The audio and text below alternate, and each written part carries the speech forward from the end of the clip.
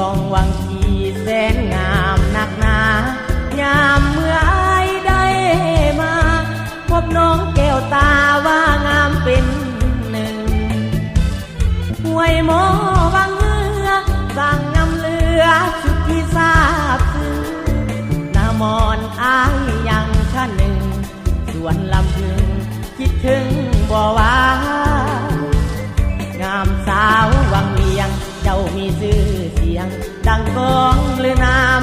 จนคอยเฝ้าติดตามน้องคนตาดำผมงามคิ้ว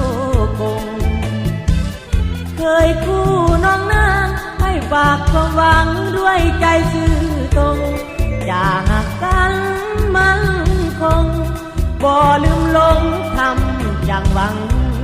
ยังสาวทางงามเลือดสุดขันละนายามน้องยิ้มส่งมาหัวใจภาวะแทบจะลวงหล่นหากอายมาแห้งอยากทั้งแปลงห่วมน้องหน้ามนยานเส้นน้องบ่สนน้องคนงามคงบ่ใจด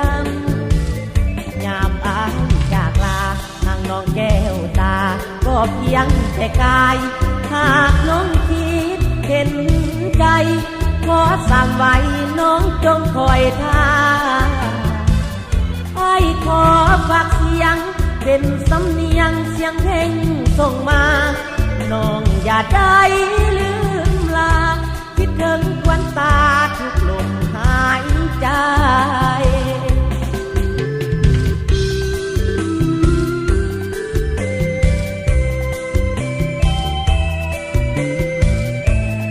อนุรักษ์และเผยแพร่โดยพยานเพียงสี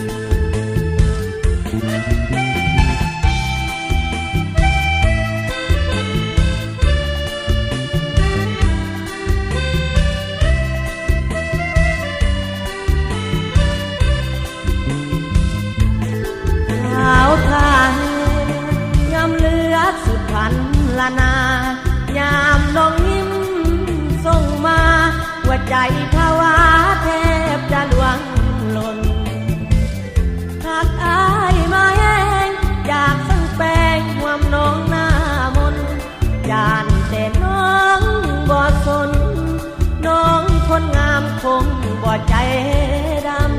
ำยามอายจากลานางน้องแก้วตาก็เพียงแต่กาย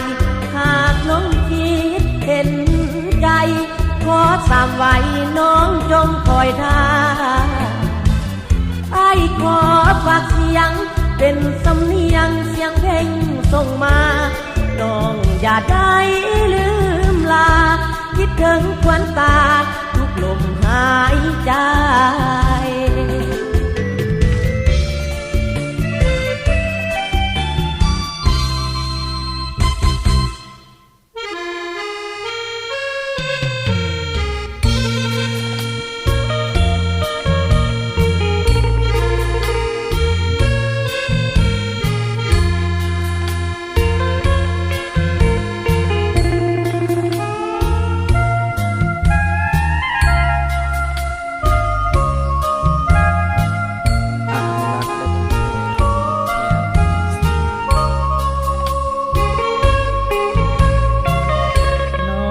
อย่าเสียใจ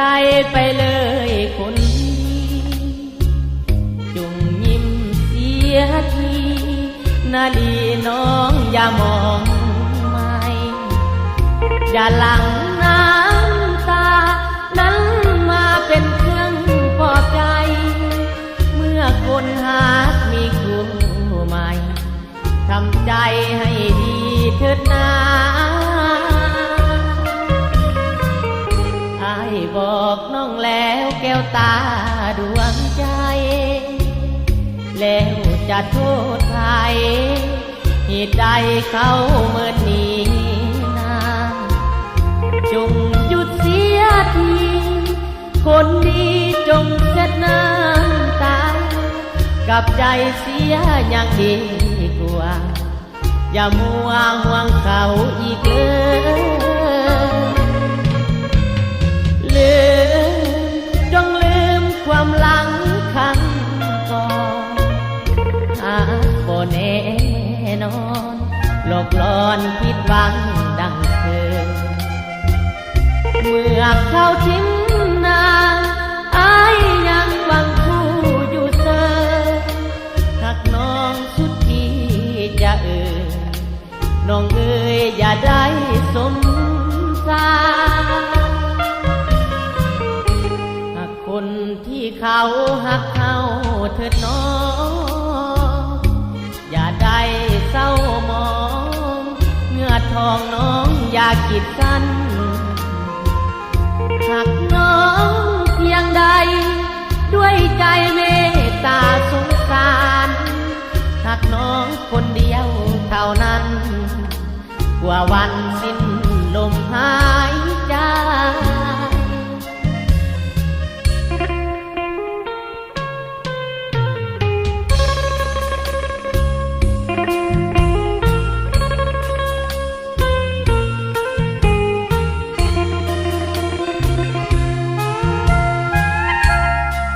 อนุรักษ์และเผยแพร่โดยพยานเพศ